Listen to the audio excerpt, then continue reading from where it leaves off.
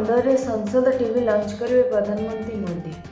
नୂଆଦିଲ୍ଲୀ प्रधानमंत्री नरेंद्र मोदी लोकसभा टीवी को मिश्रण कर प्रस्तुत नूतन संसद टीवी सेप्टेम्बर 15 शुभारंभ करेंगे।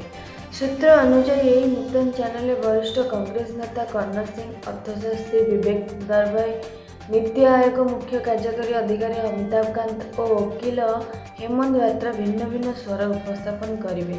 सूत्र अनुसार सांसद टीवी देश विदेशर दर्शकों को गणतांत्रिक मूल्यबोध एवं देशर संस्था संपर्कित विषय उपर उच्च गुणवत्ता विशिष्ट विषय वस्तु प्रस्तुत कराଯିବ। जेतेବେଳେ संसद अधिवेशन आरंभ ହେବ ସେହି ସମୟରେ संसद टीवी दुईटी चैनल लोकसभा और राज्यसभा गृह कार्य प्रसारण कराଯିବ। ଏହି ଚ୍ୟାନେଲକୁ प्रधानमंत्री नरेंद्र मोदी, उपराष्ट्रपति वेंकैया नायडू और लोकसभा बाचस्पति ओम बिरलाଙ୍କ उपस्थित